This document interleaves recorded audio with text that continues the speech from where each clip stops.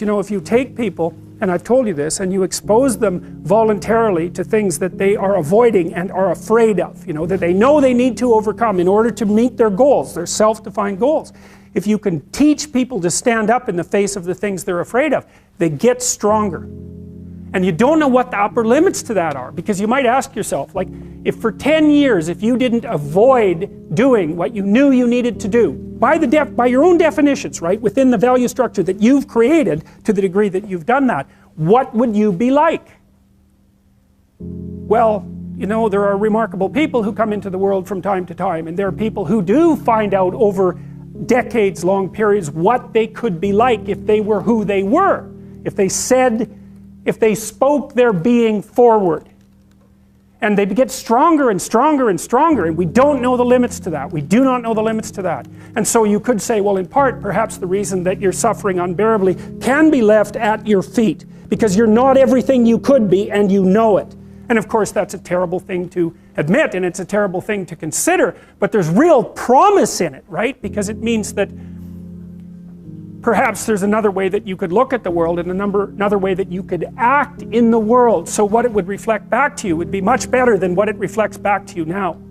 And then the second part of that is, well, imagine that many people did that, because we've done a lot as human beings. We've done a lot of remarkable things, and I've told you already, I think before, that today, for example, about 250,000 people will be lifted out of abject poverty, and about 300,000 people attached to the electrical power grid.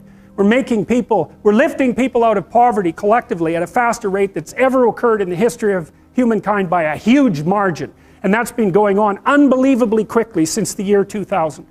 The UN had planned to have poverty between 2000 and 2015, and it was accomplished by 2013. So there's inequality developing in many places, and you hear lots of political agitation about that. But overall, the tide is lifting everyone up, and that's a great thing, and we have no idea how fast we could multiply that if people got their act together and really aimed at it. Because, you know, my experience is with people that we're probably running at about 51% of our capacity. I mean, you can think about this yourselves. I often ask undergraduates how many hours a day you waste, or how many hours a week you waste, and the classic answer is something like 4 to 6 hours a day. You know, inefficient studying, watching things on YouTube that not only do you not want to watch, that you don't even care about, that make you feel horrible about watching after you're done. That's probably 4 hours right there. You know, you think, well, that's 25 hours a week, it's 100 hours a month, that's 2.5 full work weeks, it's half a year of work weeks per year. And if your time is worth $20 an hour, which is a radical underestimate, it's probably more like 50 if you think about it in terms of deferred wages.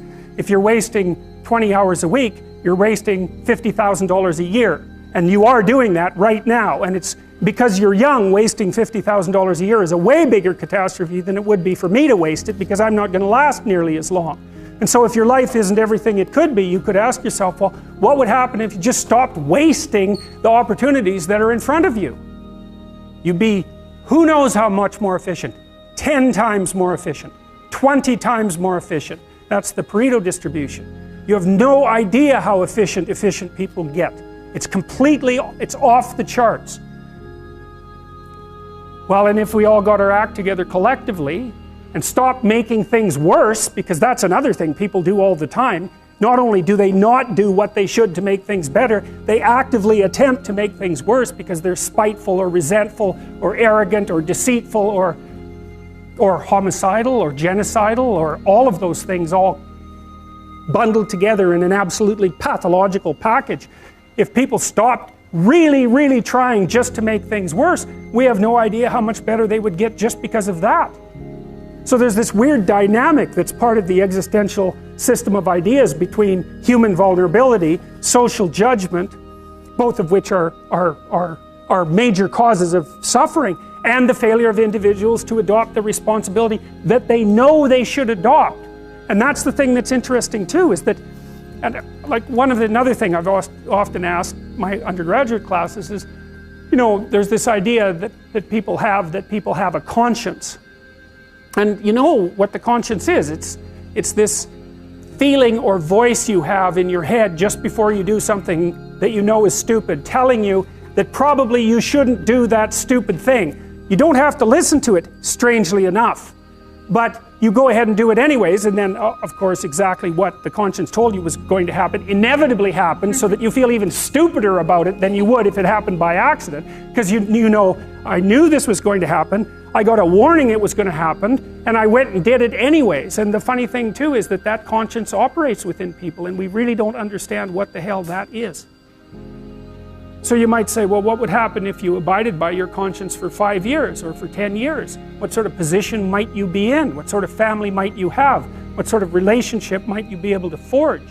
And you can be bloody sure that a relationship that's forged on the basis of who you actually are is going to be a lot stronger and more welcome than one that's forged on the basis of who you aren't. Now, of course, that means that the person you're with has to deal with the full force of you in all your ability and your catastrophe, and that's a very, very difficult thing to negotiate. But if you do negotiate it, well, at least you have something, you have somewhere solid to stand, and you have somewhere to live, you have a real life. And it's a great basis upon which to bring children into the world, for example, because you can have an actual relationship with them instead of torturing them half to death, which is what happens in a tremendously large minority of cases. Well, it's more than that too, because, and this is what I'll close with, and this is why I wanted to introduce Solzhenitsyn's writings to you. You see, because it isn't merely that your fate depends on whether or not you get your act together and to what degree you decide that you're going to live out your own genuine being. It isn't only your fate, it's the fate of everyone that you're networked with. And so, you know, you think, well, there's 9 billion, 7 billion people in the world. We're going to peak at about 9 billion, by the way, and then it'll decline rapidly, but 7 billion people in the world, and who are you? You're just one little dust mote among that 7 billion, and so it really doesn't matter what you do or don't do, but that's simply not the case. It's the wrong model, because you're at the center of a network. You're a node in a network. Of course, that's even more true now that we have social media. You'll know 1,000 people, at least, over the course of your life. And they'll know 1,000 people each, and that puts you one person away from 1,000,000, and 2 persons away from 1,000,000,000.